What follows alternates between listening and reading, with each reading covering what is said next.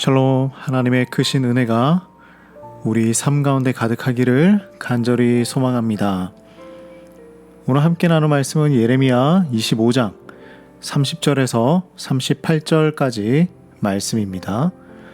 오늘 말씀에는 하나님께서 예레미야에게 예언을 선포하라고 하십니다.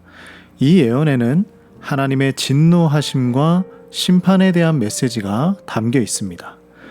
우리는 이 말씀을 통해서 하나님의 공의와 심판, 그리고 어떻게 그 진노하심을 피해갈 수 있는지 살펴보아야 합니다.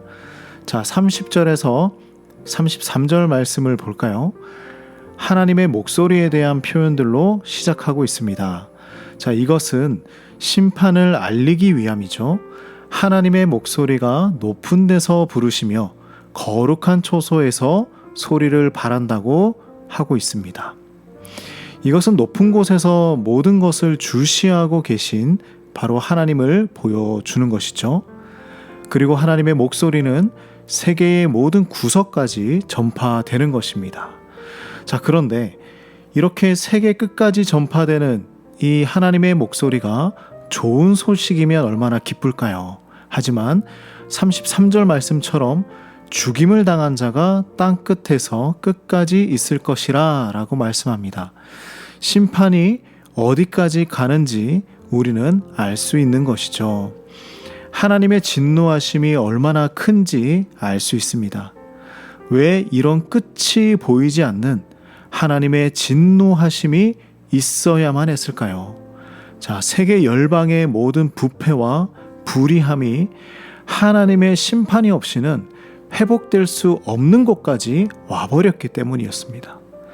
그리고 38절에 보면 하나님의 진노하심은 젊은 사자와 같다고 말하고 있죠. 그리고 땅이 황폐하게 된다고 하고 있습니다. 그저 땅만을 이야기하는 것이 아니죠. 그 지역에 살고 있는 사람들, 문화, 경제, 정치까지 모든 부분을 포함한 생활을 의미하고 있는 것입니다. 자, 그래서 하나님의 심판은 단순히 땅만을 이야기하는 것이 아니라 그 지역의 모든 것에 영향을 미치는 것입니다. 그래서 우리는 오늘 이 말씀을 보면서, 이 장면을 보면서 하나님은 무서운 분이시다 이렇게만 생각할 수 있습니다. 그러나 이 하나님의 진노하심에는 하나님의 두 가지 성품이 숨겨져 있는 것입니다. 그것은 무엇이냐면 바로 사랑과 공의입니다. 하나님께서 우리를 사랑하시기 때문에 우리의 죄와 불의를 보고 그대로 두지 않으시는 것이죠. 사랑하기 때문에 진노하심을 보여주십니다. 그러므로 우리는 하나님의 진노하심을 올바르게 이해하는 것이 중요합니다. 사랑과 공의의 표현이라는 것입니다. 하나님의 진노하심은 잠깐이지만 하나님의 사랑과 이 자비하심은 영원한 것입니다. 우리는 어떻게 나의 삶에서 하나님의 진노하심을 경험하고 있는지, 그리고 그 진노하심으로 어떻게 자유로울 수 있는지 깊이 생각해 보아야 합니다. 우리는 하나님의 진노를 두려워하기보다 하나님의 사랑과 공의를 믿고 참회하는 마음으로 접근해야 하는 것이죠. 우리의 삶에서 하나님의 공의와 사랑을 경험하기 위해서는 하나님의 말씀을 따르고 또한 예수님의 보혈을 의지하며 나아가는 것입니다.